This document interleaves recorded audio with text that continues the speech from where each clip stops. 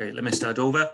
Welcome everybody. My name is Diego Tegui. I'm a professor in crisis and disaster management at the University of Central Missouri. Today we have two amazing friends and experts, Marcus Oxley, that is joining us from London, if I remember correctly, and Chet Hunter, a friend that is just around the corner in St. Louis, right? I will let them introduce themselves in a minute or so. For the purpose of this class is on emergency response planning. We are pretending that all the students in the course are representing different agencies and organizations of their choosing in a task force that was put together by the governor. I happen to be here not an instructor, but a kind of a technical advisor to the governor, and as a task force, we have a certain mission to accomplish. Guest speakers are invited to join us to share their expertise on the multiple topics that we cover during this period of 10 to 15 weeks before the presumed event is going to hit us. For this semester, we are assuming that in about 15 days, 15 weeks at the end of the semester, something similar to what happened in Tonga a couple of weeks ago, an underwater volcanic eruption followed by a tsunami, is going to hit the United States.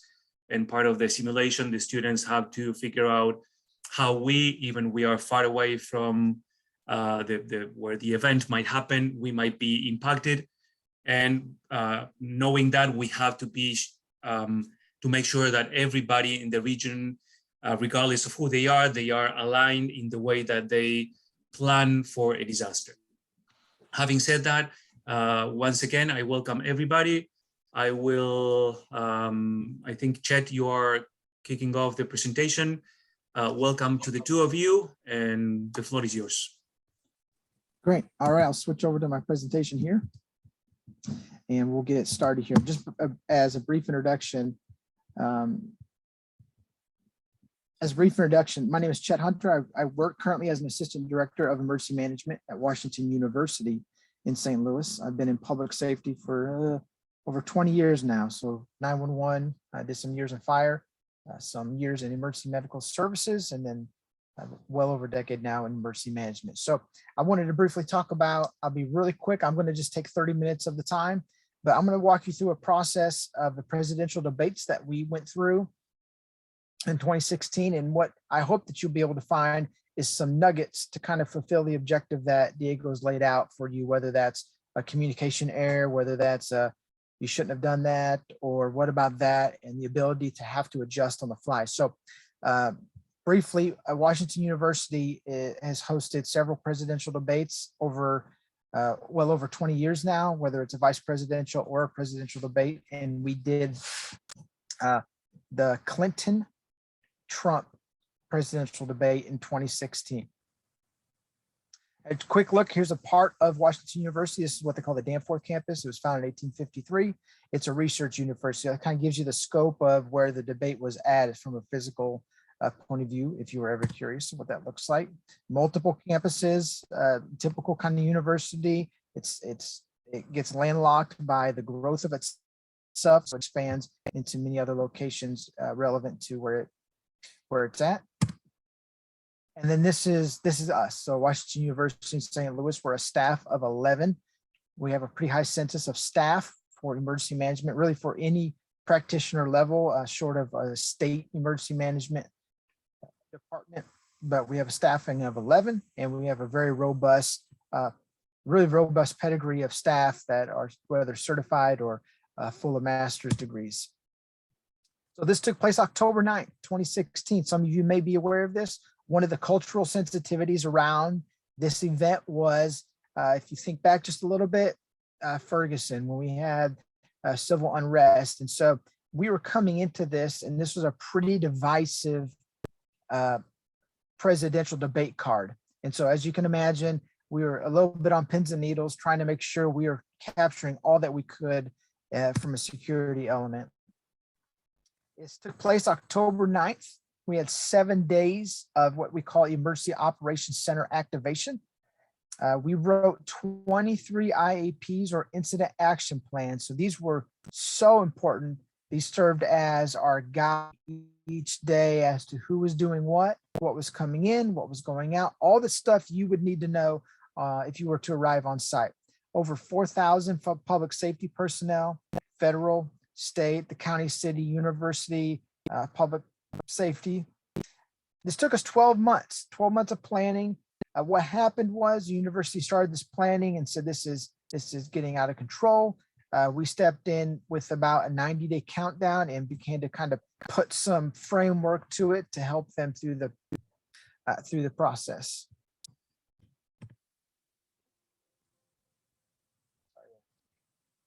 Oh, I'm messing this up. There we go. Here's something that's kind of interesting. I always try to share with you the gravity of this thing. So we're talking about 50,000 feet of cable, 700 plus wired connection points, 4,800 feet of security fencing. We'll show you a little bit about that. 60,000 square foot of carpet, 3,200 signs installed, and 71,000 pounds of plywood. The picture I'm showing you is a picture of the main gymnasium. If you look up in that picture in the right-hand corner, I'm not sure how large it is for you. You'll see two black stacks. Those are two HVAC stacks coming down from the ceiling. Each candidate required specific temperature-dependent air on them at all times. And so those stacks were dedicated to have their temperature specific at that exact moment, whether it was 68 or 72. That was their request, and that's what we had to do to make sure that happened. All that went away when we were done. And then you see at the bottom, that entire gymnasium was carpeted to support this process. This is a huge undertaking for anybody, but this framework that you see in the white is an organizational structure. This is hugely beneficial when you're setting up a large response, even at the state level. From the presentation objective that Diego gave, from a governor's point of view, they're going to want to know who's in charge. And so you have this trickle down effect, or the Christmas tree of what's going on. This was presented in an incident command structure form. You can see all the jurisdictions there on your left that had a part, and there was even more outside of this. Normally when folks see the federal agency piece at the bottom, everybody kind of cringes a little bit, but I got to tell you, our experience with them for this event was nothing more than awesome. They were great, they were helpful, they were engaging, and we are certainly glad and proud to be a part of the planning process with them.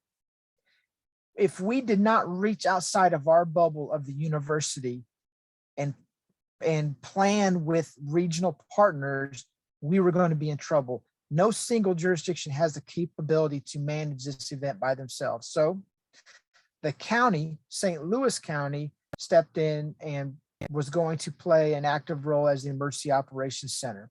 We began to do monthly meetings with them. Those then, with a month out, became weekly. We began to share a lot of intelligence in these meetings. Stuff is constantly changing, constantly moving. We're going through different pieces of this. It's an amazing process to go through. And then after those meetings, you'd have all these subset break-off meetings, which are really important to have. They could communicate, they could logisticize and figure out what they're doing. And it was a mixed population of those present who had been at the 2008 debate. So we have St. Louis County has an incredible history of providing these debates.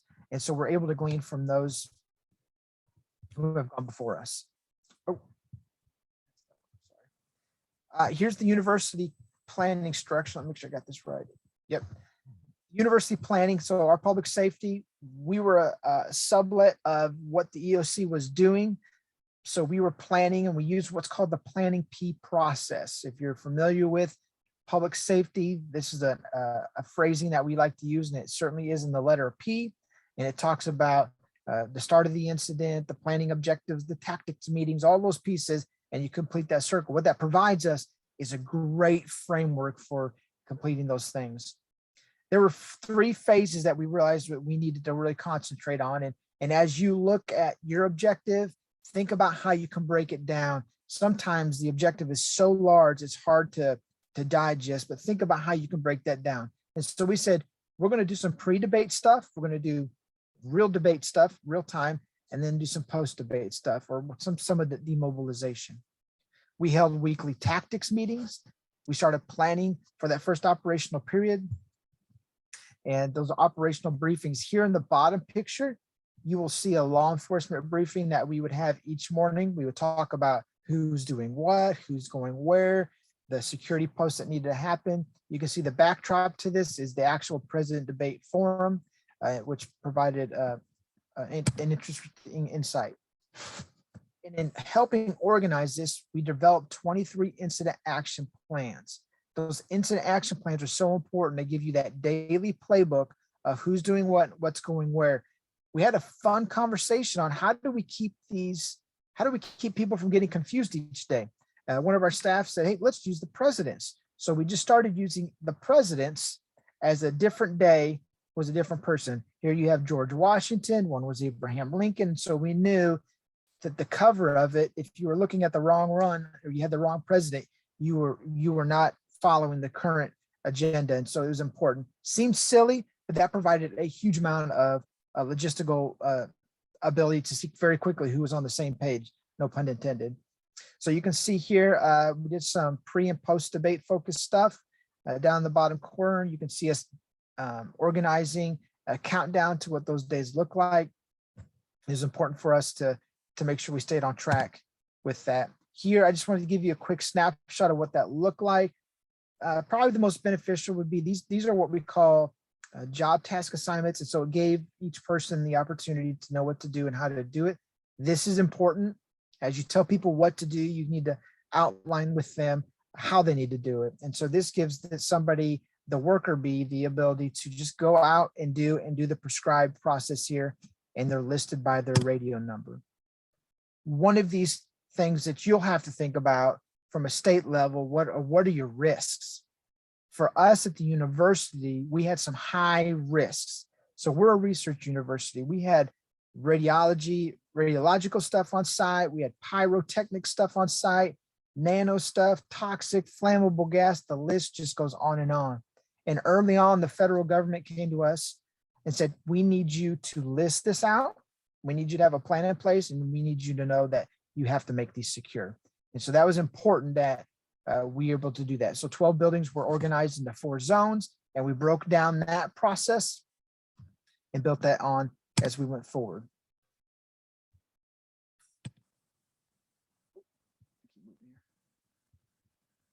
So access control, this was a huge thing, as you can imagine. Here's kind of the phrasing that we did. We knew this was going to be a big deal. You can see the badging that was selected. That was quite a fiasco to get that selected. And you can see here all the different processes.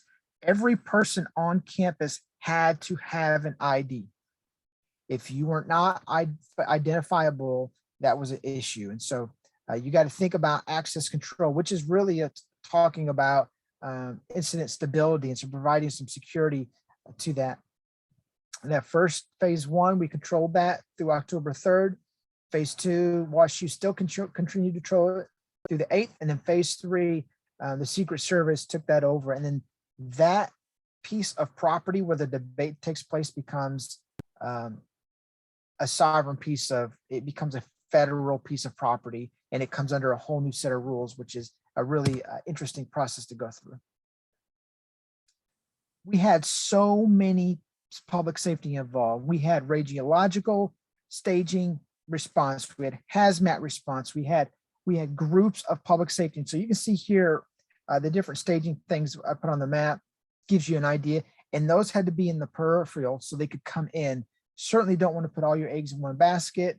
When you think from a security risk point of view, you want to be able to augment something quickly. We had civil response teams ready to go, just a ton of things. Even while this was going on, we had aerial coverage from Federal Bureau of Investigations, and we had a video feed into the Emergency Operations Center that allowed us to see current activity and things were going on. Logistics, this is kind of my house where I live in logistics. I love logistics. I love the idea of it and how we do it. These were some of the crazy numbers that came out of this. So we had 4 campuses supported, the resources and support distributed we found very quickly we needed a truck. And so as you're building this process and as you're understanding what you need for your event, you also are seeing what you're deficient in. And so it helps you fill in what we call a gap or a gap analysis down the road. Something that we had to make sure that we had available to people is the ability for people to express themselves. And so we were able to find a place that was very close to the debate, which we call the PEZ zone, not the candy, but we call it the PEZ zone, the public expression zone. This is where those who oppose either the activity of the democracy part, a candidate or whatever it was, they had the ability to go to a microphone and convey their thoughts and emotions about what was going on. Radio communications was huge. We brought in external antennas. We had 7 large city buses we used to transport police officers on and off site, 3 medical stations, 700 officers, 80 golf carts. I've never managed 80 golf carts. I don't run a golf course. And so this was a task that was overwhelming. You can see here, as we saw them coming down the street, that's something you don't see every day. There was 10 of those shipments. And so they came down, we had to monitor that. Porta potties, that's a fun one. Magnometers, those are those devices you go through to see if you have anything metal on you, like searching for a gun or a knife, something like that. So you can see those. And then we had several freestanding tents that went along with that. Something that you always will run into as you build your thoughts and actions about a response or an objective is the logistics of communications. So a funny story, the request was made that we needed 6 arrow signs, and those needed to be placed around campus. When that request went through logistics, resource management, all those pieces, when we got finished, we received the following sign below that said 6 arrows. So we didn't ever actually receive physical arrow signs, but they sent us a piece of paper that said 6 arrows. Wasn't helpful, wasn't beneficial, but it certainly provided us with an ounce of laughter and caused us to pause for a minute and say, no, wait a minute, I guess we need to be a little bit better clear about what to do. So communication's key as you build your objectives for your governor as you think about what you're doing there. Food was huge. This army runs on food. We all run on food. And so that was no small feat. What we found was if you feed the army the same thing day after day after day, you begin to develop a small mutiny. And so we realized quickly we had to have some variety to that, whether that was a buffet style one day, grab and go one day, sack lunch one day. That was really beneficial to us. So 4,000 public safety personnel were fed, 285 loaves of bread, 900 pounds of turkey, 5,000 sandwiches, 3 different meals, 1,200 Powerades delivered just on the debate day. And so you can imagine the scope of what that looked like. This is all going on campus, this debate, but campus life is still occurring. And so we had to keep track of all those events. Here are 2 kind of master sheets that we were working from. And it was such a feat to try to figure out what everybody was doing. Everybody wanted their own little fair and their own little carnival and their own little this. And so we were really trying to keep track of that. And then you'll get thrown in a curveball. And this curveball for us was bringing in the Budweiser, the alcoholic beverage beer Budweiser Clydesdales, which are here in St. Louis. And so they thought that just seemed appropriate. And so they decided they were going to do that. I have a funny story with you for that one. So there were watch parties all over campus. The largest one we were aware of was 800 in attendance. And so it just swelled the university to a high capacity. Communications key. And so as the Budweiser Clydesdales were coming, they decided that they were going to make a special presidential brew. And they stated the statement below in that slide. It says there were those 21 and over in Washington University community can enjoy the Anheuser-Busch beer, including the Lilly Lager, a special batch beer brewed specifically for the presidential debates. Now, they sent that message out, but what they failed to really emphasize was that beer was only specifically for the press gallery. And so the horses did their lap and then came in. When they cleared the security fence, the fence closed. And as it closed, this mass of thousands of students was coming in wanting their beer. And so we had quite an issue on our hands very quickly. Several hundred of them broached the security perimeter. They wanted their beer. And so we had to figure out something to do very, very quickly. And realizing how did this happen, we went back to this statement and we found that it was not true. So important. My students would never do that, by the way. Fair enough. Fair enough.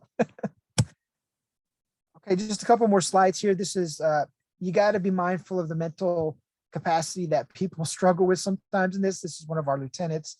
We like to take that and say this is a PTSD or a stress debriefing type of moment for him. And we certainly all were working very hard during this time. This is one of the trailers that was on site. There was dozens and dozens of trailers, but this was one that really emphasized what the debate was about. Here's a quick shot of what our incident command post looked like. Ironically, the day of the presidential debates, we had a massive water leak. So true to emergency management, you got to adapt and overcome. And so even in the midst of that, we were able to continue to move forward. You can see at our incident command post here, we had a myriad of people, including the FBI and Secret Service, hazmat teams, EMS, quite an array of staffing that were a part of that process. It's important that every day you let everybody know what's happening, what happened today. And so we like to know, and we do that with a situation report. Every day that was published, that was shared with the county, that was shared with the state. So our state emergency management partners knew what was going on. It provides a really good communication tool to a daily phone call. Here's another picture. This is live day of the incident command post. You can see all the monitors that were monitoring a lot of things. The big thing that occurred, a large protest occurred while the debates began to start, a large protest that marched around campus. I will say kudos to our law enforcement. No arrests were made, no detentions were made, no assaults were made, no batteries, nothing. And we were all just taken back by that, because we were expecting the worst and hoping for the best. So we were excited to see the outcome. During the event, Trump did receive a suspicious letter that kind of put everybody on edge, and we had to work through that process. And then we had a bad sewer smell that we thought was something else other than a sewer smell. So we worked with that as well. See here, there we go. From a journal's point of view or a media point of view, it was incredible. There's over 2,000 journalists that were on site that day. And the hashtag WashU debates. The bottom left-hand picture is what they call their large journal pool. That was in one of the gyms that had carpet too. And so you can see all the tables and all the journalists. That was an amazing sight to see. Top right picture is what they call the no spin zone. This is where your Fox News, your NBC, your ABC would get that immediate conversation with a senator or a governor, or pre and post debate. So this was quite the buzz. And the bottom right-hand corner, I think is the cool picture, is all the satellite trucks. That was a football field that it's sitting at, and it lined. So it was roughly 100 yards of satellite trucks. And so all the logistics just for them to be able to manage that was huge. CNN was there. For the debate for WashU, we had what's called a Joint Information Center. It's important to understand what that means. So as you build your objectives, how are you going to communicate? How are you going to message out and message inward on things going on? So that consisted of public information officers from emergency management at WashU, public affairs, the county fire departments, Federal Bureau of Investigation. So there was about a dozen specialized public information people that huddled every day during the debate setup, and was a part of messaging. You can see some staging here that occurred. All right, I'm coming close to my time here. I got 2 slides to go. Final takeaway is the only constant here is change. So as soon as you plan for something, it's going to change.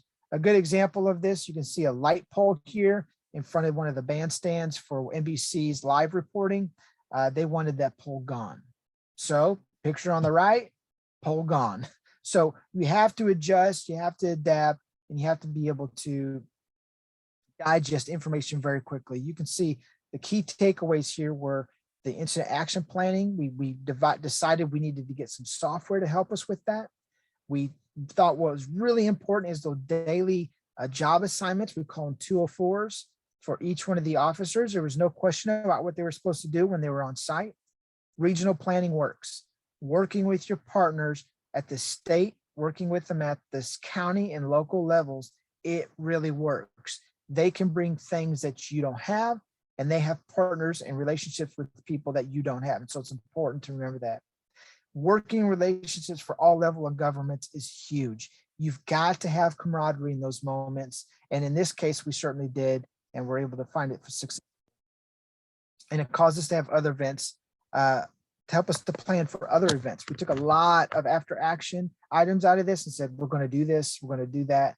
And it really helped us build all of those relationships we built in that planning process from this event.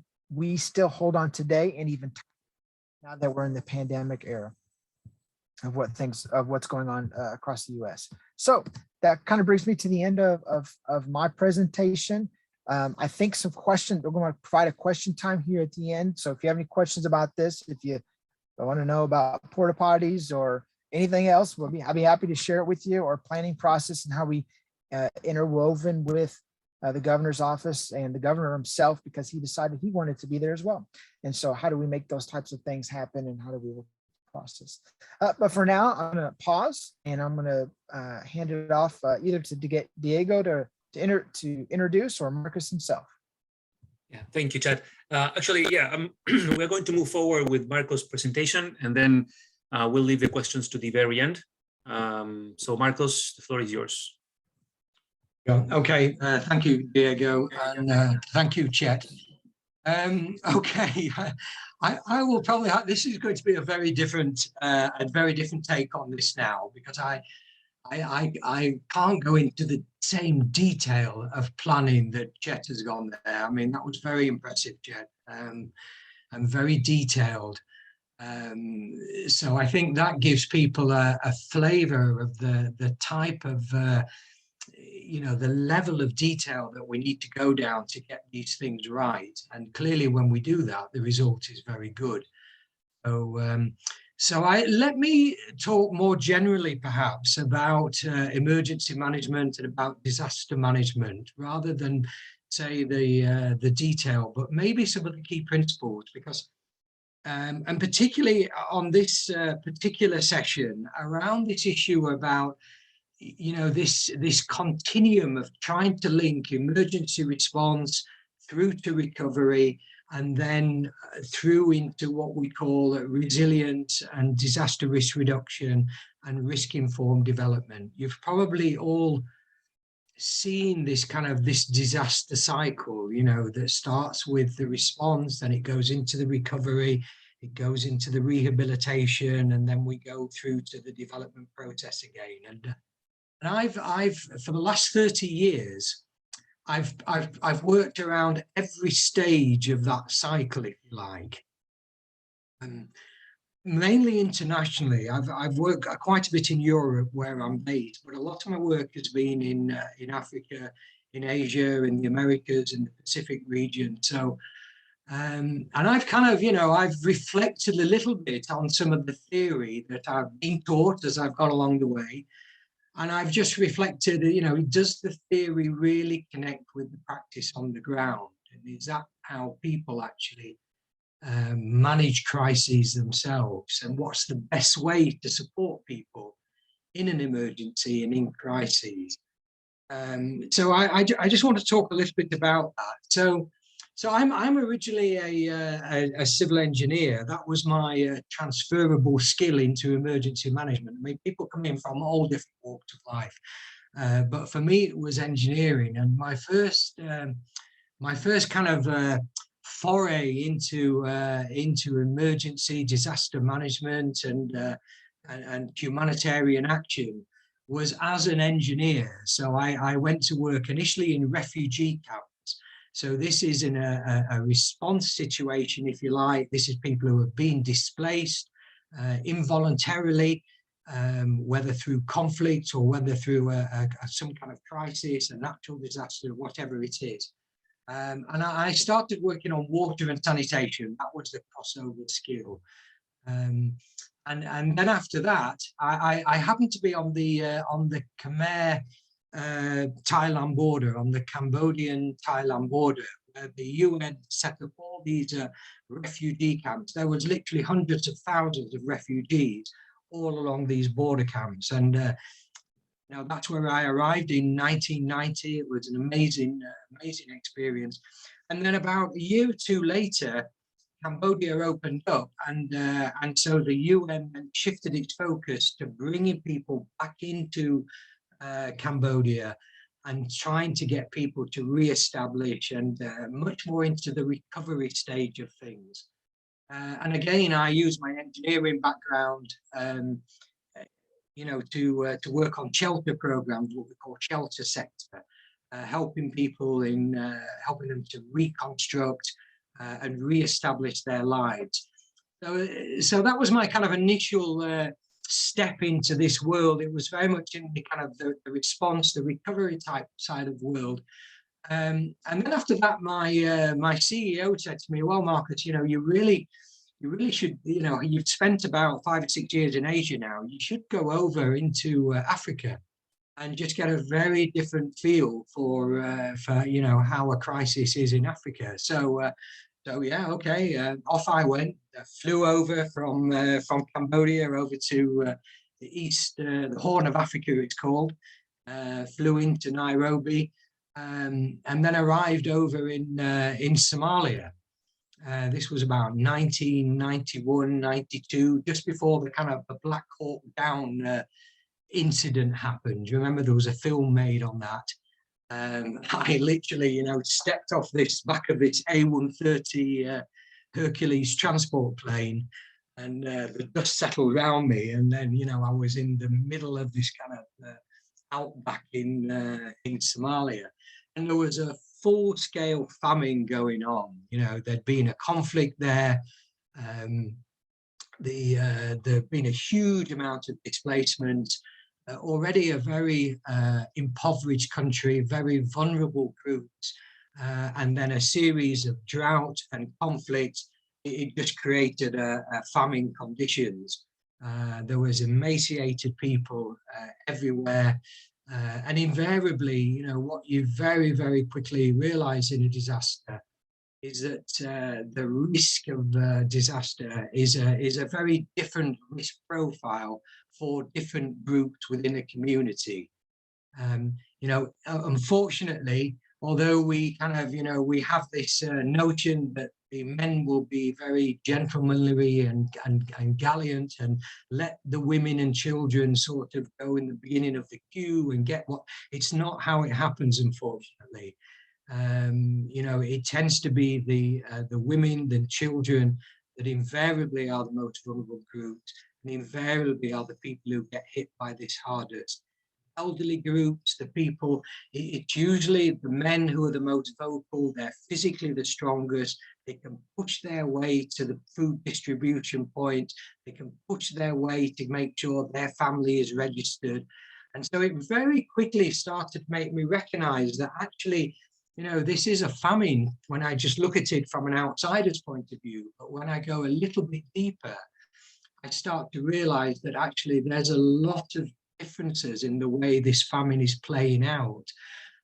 Particularly it's hitting women, particularly it's hitting children, and particularly it's hitting elderly, people who are ill.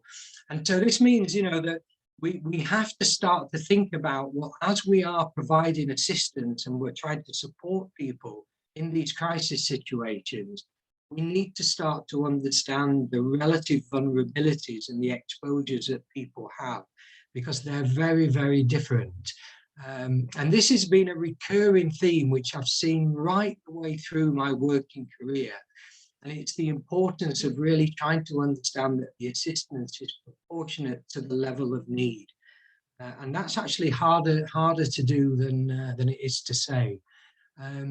So that's kind of issue around differential vulnerabilities, and it plays out all the time. I mean, I've been last year I was in lockdown in London in the UK when coronavirus hit, and I very, very quickly realised that when you're looking at the risk profiles for the coronavirus, it is incredibly different across different spectrums of the population. So if I was to look at inner city areas of certain parts of London, they would have levels of infections which are 1,000 times higher than levels of infections, say, within the southeast of England or in the remote, more rural areas. So although this is a global pandemic and it's a national epidemic, the risk profile is very, very different depending on what location is, depending on who the people are, who the communities are. And therefore, the level of support has to be adapted to meet those different risk profiles. And although, we saw very much pictures of the Prime Minister at his, every day giving a daily press conference, it kind of makes you think, this is being nationally managed. If you think about this, the risk is configured locally and therefore has to be understood locally. So the quicker we get decision-making processes down from the central level and down to the grassroots, down to the local level, the quicker we can start making planning and decision-making processes in an emergency which are relevant and appropriate to the needs of the different groups that are being affected. So this is one of the core principles about bringing decision-making processes down to the lowest appropriate level and making sure that we start to have conversations with the people who are being affected and try to understand why certain communities have higher prevalence rates than other communities. What is it? Is it something about their livelihoods? Is it something about the way they are, their cultural practices? Some communities eat together as groups. If I've lived and worked in Bangladesh part of my life, and part of the culture is people sit down with the food at the table and everybody eats together from the same plates, from the same bowls. It's that culture of being together as a family. In other cultures, we have much more nuclear families. We don't live as extended families with our grandparents, with our parents, with our children. Of course, this all affects the risk profiles and the way that this virus is transmitted, and particularly the way that it can get through to the elderly groups, who are the groups who are the most vulnerable. So we start to kind of understand, well, how is this risk configured? Who are the high risk groups? What are the key risk vectors here? Is it the people in the nursing homes? Is it the medical staff in the hospitals? Is it the people who work in our public services? Is it the people who are behind the counters in our shops? These are the people that are interfacing with public on quite a high turnover. And therefore the risk profiles for these people is very different. So again, we need to kind of start to take this as we're trying to understand, how do we manage this risk? How do we provide appropriate response? And how do we help people to recover? It's really unpacking this these processes. So it's partly about understanding risk, and it's partly about understanding needs. We often hear in a crisis, we go in and we do what's called a rapid needs assessment. You've probably heard that, where you're looking at deficit needs. You're looking at what's the need here. Is it an immediate need for food, or is it shelter, or is it water? Is it sanitation? That's what's called a needs assessment. And that's very much one of the key tools that we use when we go in and we do a rapid assessment. So, when we hit the ground, we have to very much quickly build up a situational awareness. When a crisis happens, we never have the full picture, but we very quickly try to build up that situational awareness and try to understand what the critical needs are. And those needs change over the course of a crisis. So they're immediate needs. I think somebody once said to me, if you land on a desert island or something, you've got basically, I was told if we haven't got air, we've got 3 minutes. So the average person can go about 3 minutes without air. The average person can go about 3 days without water. but I think most people can go about 3 weeks without food. So when you arrive on the desert island, although you might want to say, well, I need to go and catch some animals, probably the most important thing to do is make sure everybody's okay, make sure everybody's healthy, breathing, and then think about where your water supply is. That's going to be your critical need to begin with. So obviously in crisis, providing water, making sure people have access to safe water is a critical need. If it's cold, if it's been an earthquake and it's a cold, I've worked in many earthquakes around the world, in very, very cold conditions, people don't want to go into their buildings because they fear there's going to be aftershock. So they come outside their buildings and they sleep outside their buildings on the floor. Well, it's cold. It's cold. People need tents, they need blankets. And again, particularly for elderly people, for people who have got chronic illnesses, for women, to children, so, and then further down the line, it's how are we going to establish the food security and things like that. So it's about that rapid needs assessment, but it's very quickly about understanding needs in relation to capacity. And this is where I think the system starts to fall down, because generally we're taught a lot about doing needs assessment. But if we are to support people in a way that tries to help them get back on their feet as soon as they can, in other words, how do we provide response in a way that facilitates an early recovery? That's what we should be trying to do. How do we get people recovered and back on their feet and back into self-sufficiency again? And to do that, it means we have to understand people's capacities, because it's people's capacities which enables them to meet their needs. And when a crisis happens, an emergency, a disaster happens, it often knocks out people's capacities, which means they can't meet their immediate needs. So the challenge then becomes, if you're working on emergency management, is how do you then provide response in a way that helps re-establish capacities?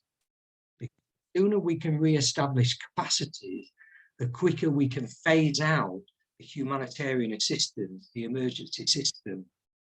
So this is important, This is about trying to now understand that link between how do we make that transition from a response intervention to a recovery intervention. And it's about understanding those capacities and understanding people's vulnerabilities. As I say, the vulnerability is different between different communities within that society. So you have to meet these people separately as well. It's no good getting people in a big group. Particularly in some cultures, the women will just not speak up over what the men are saying. So when you're actually doing these needs assessments and trying to understand vulnerabilities and capacities, it means you start to have different focus groups with different people within the communities. So, if you meet the high income rich families, they will always say, well, the priority needs are this, that, and the other, X, Y, Z. If you meet lower income families, invariably they will have different needs. If you meet women, they will have different needs from men. So we have to start to understand these relative vulnerabilities. And we have to make sure when we're doing these assessments and we're making this outreach to engage with people, that we're doing it in a sensitive way, which is sensitive to those cultural nuances that, the lower income families often are dependent for their livelihoods on the higher income families. So if a higher income, so I was in Gujarat. So Gujarat was an earthquake in 2001. So Diego was talking about a scenario where you're talking about a Tonga earthquake or volcano. So Gujarat, there was 20,000 people killed. There was 170,000 people injured, 250,000 houses destroyed, 5,000 public, it flattened the place. I got there on day 5. It was like going into a war zone. It was absolutely devastating. People were still scrambling around in the debris, trying to pull out their dead. The immediate action is a search and rescue. And the vast majority of the search and rescue is done by local people. You know, we often see pictures of this, you know, some European emergency response team have been flown in with the dogs, you know, and kind of like, you know, and a lot of kudos goes to them for actually pulling out people. But the vast majority of people saved in these crises is by local people who have an understanding of where their relatives or where their family members were, know what buildings they were in. Local knowledge, absolutely critical. Get that local knowledge to inform your planning and decision-making processes. You know, one of the best things I've ever done in a crisis, in an emergency earthquake response, is make sure that local people had access to picks and shovels and a few tools to help them dig people out of the debris. You know, and then the question becomes, you know, well, you know, where do the people that are injured, where do we put those people? It's a crisis. People have never been through this before, you know, so people were saying, well, you know, where do we put the dead bodies? Where do we do that? You know, and which hospital is still standing? You know, this person has got a broken bones, you know, a broken leg, a damaged arm, whatever. Where do we take them? You know, this is vital information that you've got to find, you know, a rapid assessment, situation assessment. You know, where do we put people who you know, we can't bury them at the moment. We can't give them the funeral that the families want them to have. So where are we going to put these people? Where are we going to send the people that were injured? How can we help people who are doing the digging and trying to get people out from the rubble? How can we get them with some picks and shovels and basic tools and crowbars to help them do that? So this is all, you know, that in my experience, the vast majority of the heavy lifting is done by the local communities themselves. Obviously, in higher income countries, we have much more higher capacity public services. But often those public services are very, very stretched as well. And you know, and really the public services should be prioritizing the most high-risk groups, which means the more able-bodied people, probably the people that are going to have to help themselves. And so some support and guidance and advice and understanding again, you know, what the different capabilities of people are, what the different vulnerabilities of people are. And then, you know, I met these, in Gujarat, I started sitting down, you know, with the different focus groups and saying, you know, well, you know, what do you think the critical needs are and how are we going to get, you know, recovery going out of this? You know, and I sat down with higher income groups and have quite a rigid caste system there. So, you know, it's quite clear who is who. And the high risk groups will say, well, just look around, Marcus, everything is destroyed. You know, we all need houses. Like we need assistance in building our houses to help us get the protection and the shelter and the safety we need for our family again. That's our priority need. And then the poorer groups, when I'm speaking to them, would say, well, come on, what's the priority here? Separating out the men and the women. And the men were saying, well, you know, we're quite happy to live in a tent for a few months or as long as it takes. But the critical need for us is actually a livelihood. We've lost our livelihood now. We used to work in the houses of some of these richer people. We used to cultivate the land for these people. You know, we haven't got any savings. We haven't got any big food store. You know, we're subsistence level. We're on a day-to-day existence. The critical thing for us is a job. You know, it's the livelihood security is the most important thing for us. The house can come later. So again, you know, this becomes part of the challenge, if you like, that, you know, you're starting to meet different groups and you're starting to realize that there's different needs here by different groups. And how do I square this? Clearly, if I just do what the high income groups do, I'm excluding the critical need of the vast majority of the poorer people who tend to be the poorer people. If I just cater for the poorer people, then I'm going to get political objections from actually the powers that be. You know, these are the people who control things, that run these local towns and cities. So I've got to be mindful of that as well.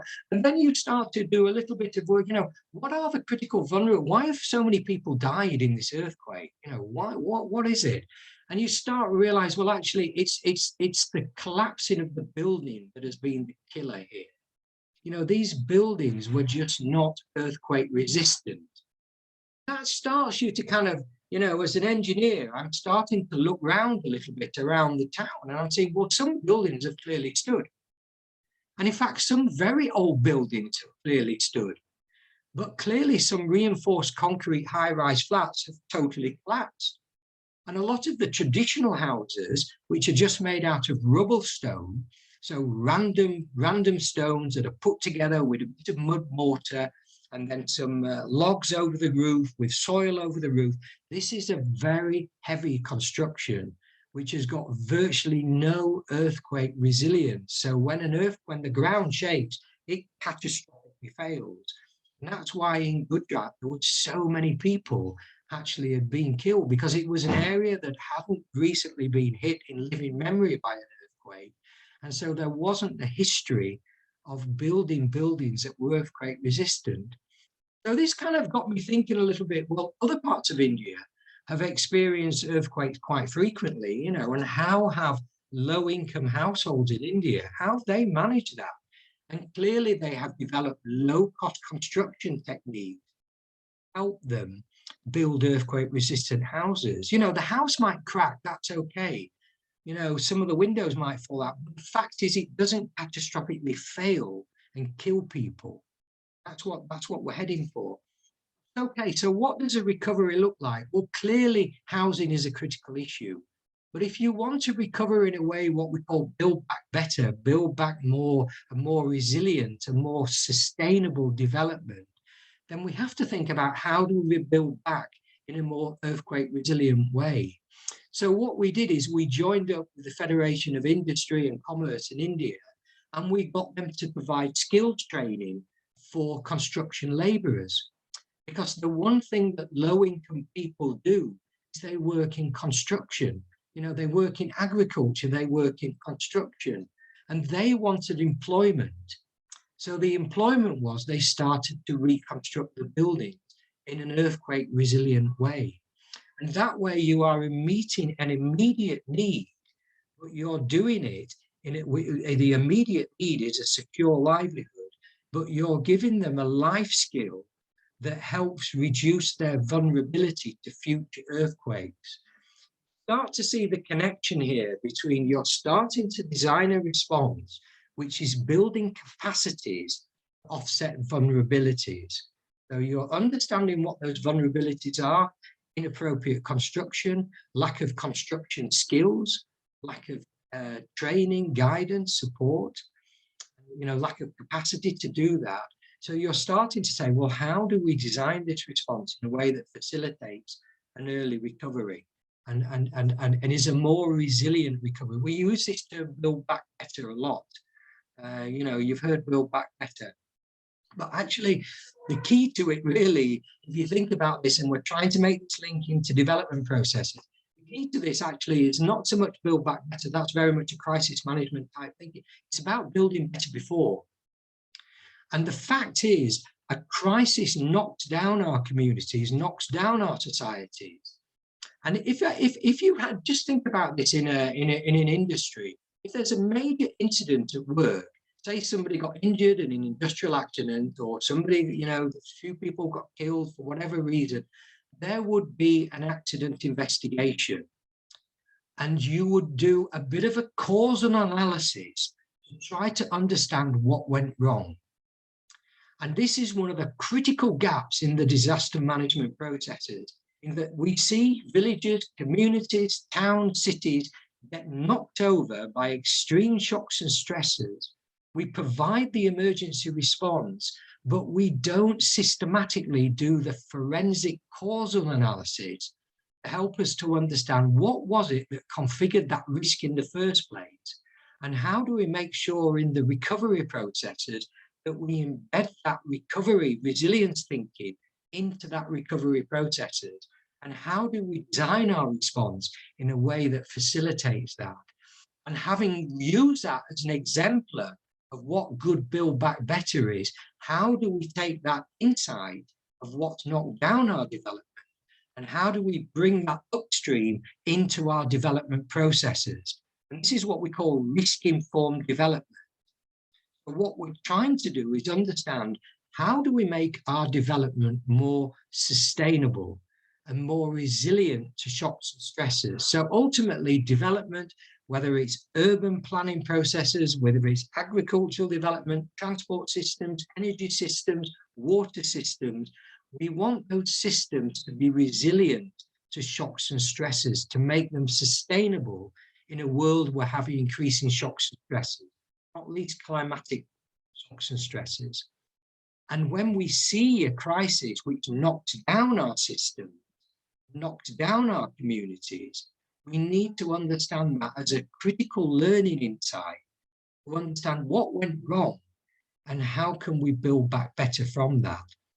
And this is the point about making these links from disasters through to development, from response through to recovery, through to development.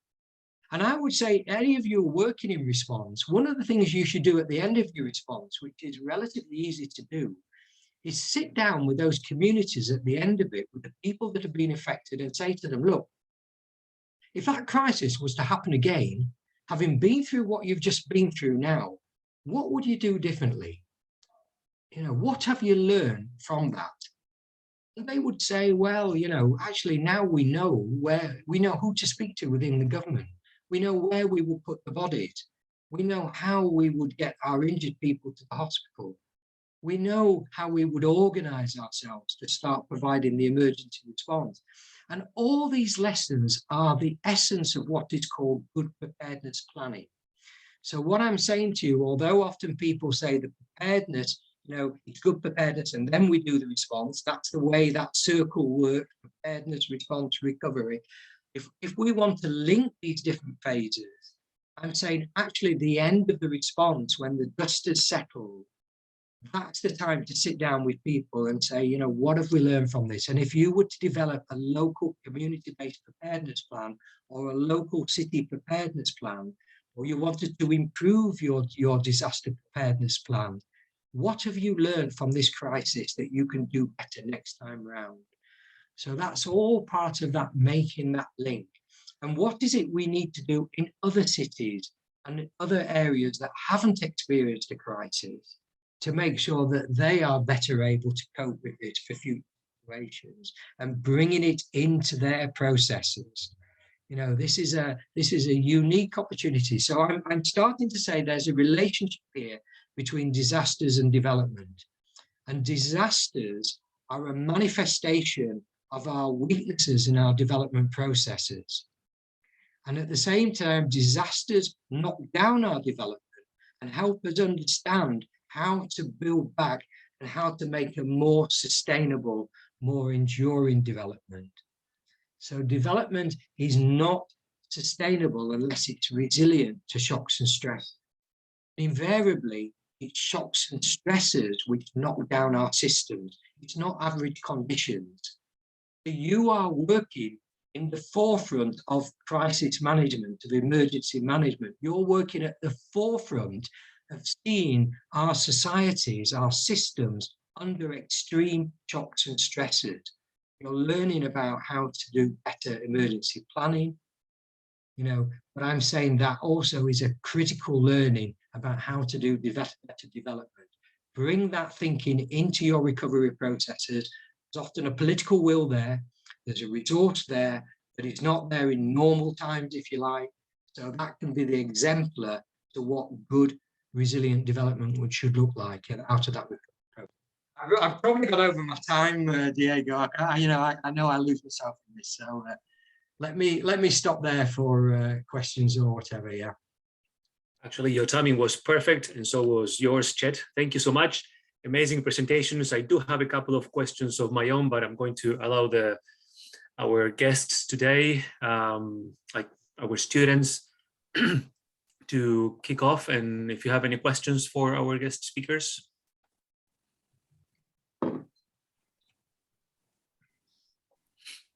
So for working internationally and then with interagencies for both of you, what was the biggest unforeseen challenge that you guys faced?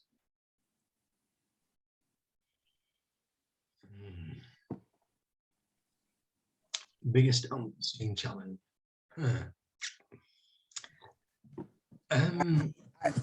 I'll jump in just real quick. I think for me, my first thought was I immediately thought back, what was the issues? And this sounds it sounds kind of archaic, but egos, man. People come into a room and they have an agenda, and sometimes for us in our environment, it was a very ego-driven environment, and it was tough to let people trust you, trust your motives, trust your intentions. And once you broke down that wall, things went great. But the biggest challenge for us was that those ego mindsets of those really large, really big organizations that are well-intentioned, but also driven by great demand. I think for me, you know, as I kind of alluded to in what I was talking about, I think it is a siloed way of working that we have across our different, you know, we have in the international system, we have the UN OCHA, are the Humanitarian Emergency Response Agency, UNDRR are the disaster resilience, the disaster risk reduction part of the system. UNDP are the development part of the system, and this plays it out through our own national processes as well as international processes. And you know, it's getting the coherence and the complementarity across those silos. You know, in the UK, I saw eye-watering amounts of money being spent on this coronavirus response. And when I read the strategy, there was hardly any word, not one simple mention of the word recovery. So they were just, the people who designed that strategy were only thinking it's about meeting the immediate need, rather than thinking, how do we do that in a way that helps build the recovery, which gets us out of this and makes us less vulnerable to future outbreaks of pandemic further down the line. You know, how do we design the response in a way that builds the capacity? I mean, you know, it really is that lack of integrated thinking, I think, is one of the biggest. And if you speak to a household that's been affected by a crisis, of course they will say to you, well, I've lost my house, you know, I need a blanket for somewhere to sleep tonight. Of course they will say that, can I have a tent? But I will guarantee they will be thinking, how am I going to get my house back? How am I going to get my job back? And how am I going to get my life back? And they will be thinking of that right from the start, from the onset. You know, this idea that we go through the response and then that's done, now we're into recovery. It's a false dichotomy. And it's a false silo, you know, that makes ineffective working and inefficient use of resource.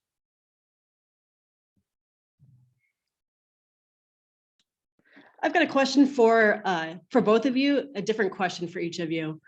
So for Chet, I went onto Washington University's website under their emergency management as you were talking about it. And I was wondering if the emergency action plan is on like anywhere that I could actually like look at and go through and see what an emergency action plan looks like for you. And then for Marcus, so when an event occurs, I'm sure that there's like a gazillion things that you're thinking about as you're arriving to country, fill in the blank. So I'm wondering, what are maybe like the top 3 things you're thinking of as you're like touching down in the country, like as a checklist, as you're thinking things through? What are those first things that you need to have happen? Victoria, I can, we didn't post those online, but if that's something you wish to desire and take a look at, I'm happy to wash any content that's sensitive and share that with you. If you just want to email me, I'm Chet.Hunter at Wustl, WUSTL.edu, and I'll be happy to send you a copy and you can take a look at it. Yeah, okay. I mean, I think for me, I mean, obviously it's, you know, you've got to get situational awareness particularly in your own mind, you know, really trying to understand and get a bit of a situation, you know, to me, it's, you know, you've got to get into the affected area. and you know, make those connections with local civil society groups, local networks, local authorities. You know, understand who the local networks are, who the local actors are. You know, there's usually a plethora of all kinds of civil society groups and non-governmental organizations, local authorities.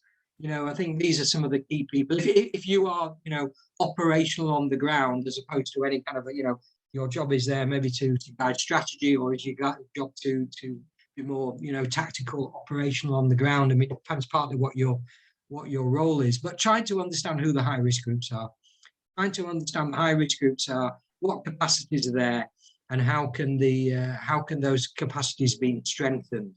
You know, I often I was told a story once by a refugee one. It reminded me, you know, people said, well, you know, all this kind of thinking about linking relief development and resilience thinking, you know, what does that happen in the middle of a conflict, you know, where people are just in these protracted conflicts? And I remember a Syrian refugee lady has said, she said something like, you know, as a Muslim woman, I'm not scared of death, but the most important thing is about having a life with dignity. And, you know, the humanitarian endeavor is about its life with dignity. And I think what we've got very good at is understanding what saving lives means. You know, we have what's called the sphere standards. We've worked out what water, what sanitation, what shelter, but what does the with dignity mean? And the with dignity, I feel, is about understanding what people's inherent capacities are, what their sense of self-worth is. You know, understand what they have been doing. They're not just passive victims. They are helping their neighbors. They are helping their families. You know, they have capacities and they have an inherent sense of resilience. And so to me, when we're looking at how do we provide emergency response, saving life with dignity, it's about really understanding what those inherent capabilities are and sources of resilience. And that's what the dignity means. And how can you provide support in a way which doesn't substitute that, but builds on that? So I think it's about, you know, trying to understand how that works in the context I'm in. You know, what the relative strengths, capacities are. Speaking to, obviously, with the government, key players in this. I mean, in Gujarat, you know, the local, I met the local government guy, and you know, he was an amazing guy, but he said to me, look, Marcus, you know, he said, can I meet you later on this afternoon? Because I've got to bury one of my family in the morning. You know, that's the reality they're in. And I was thinking, wow, you know, how, I don't know, how arrogant of me to come in and think I can kind of have a meeting with you, please. You know, it was like, you've got to be sensitive to those realities. I really apologize, but we run out of time. Marcos, Chet, it's been amazing having you with us today. I'm going to send you an email in a couple of hours. I need to stay a couple of more minutes with my students, so I have to kick you out of the room. But I appreciate it. It's been wonderful having you with us, and I wish you the very best for the rest of the week. Okay, all right. All the very best, everybody. Yeah. Chet, Diego, thank you. Bye. Marcos, bye, Chet. Bye.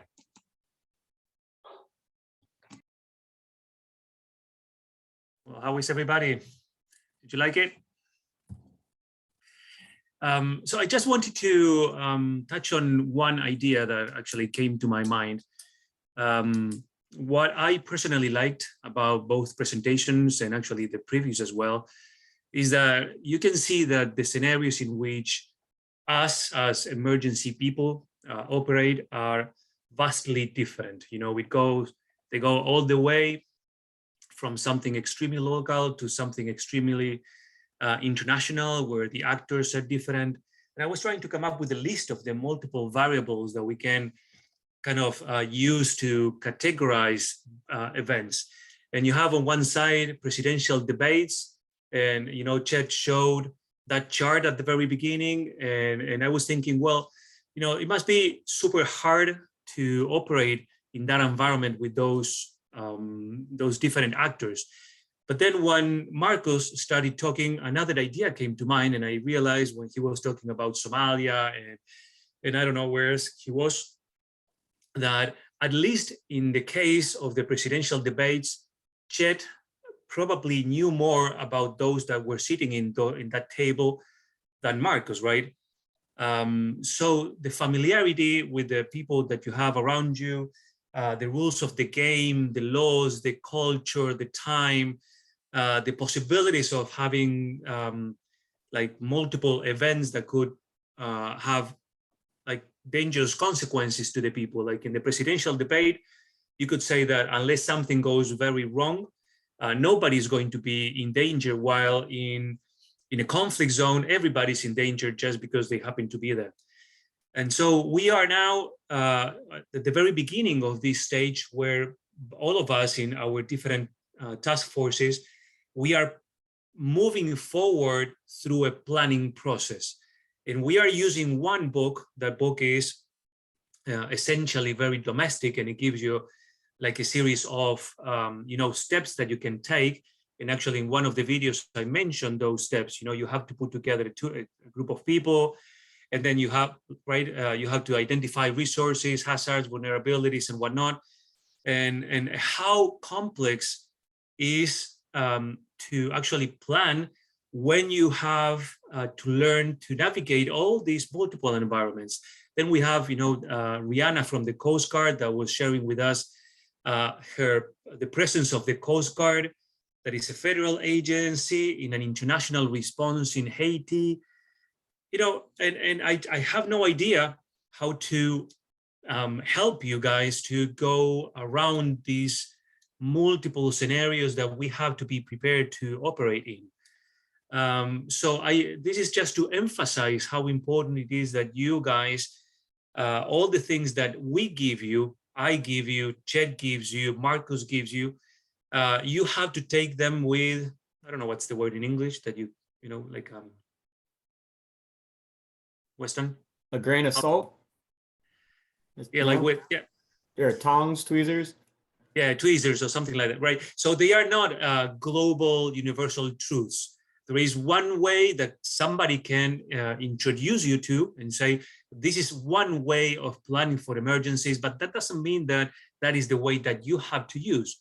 For an emergency management kind of domestic environment, this book will help. If you happen to be hired, and actually we are going to have somebody from USAID that is kind of from the emergency management side of things, but operates internationally in the emergency, in the humanitarian sector, they have to be able to navigate these multiple different scenarios simultaneously.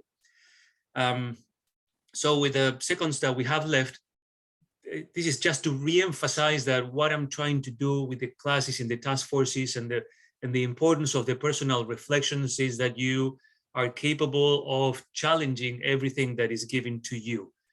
Okay, so we have 30 seconds left. Any final questions or comments? For the agency descriptions you want us to post by tomorrow, is there a rubric or description of the information you're looking for that, or length of that? Very good question. My bad. I was going to do that in the last couple of days. I had a few personal problems, but all I want from that particular assignment is that you show me that you did a little bit of research about where you are working and like the organization that you are representing. If you can, always try to have that task force member mindset. So don't include much information that is not cannot be consumed or used by the task force. Okay, good question. Anybody else? Guys, thank you so much. We have another very good presentation in 15 minutes. If you want to join, you're welcome. Stay well.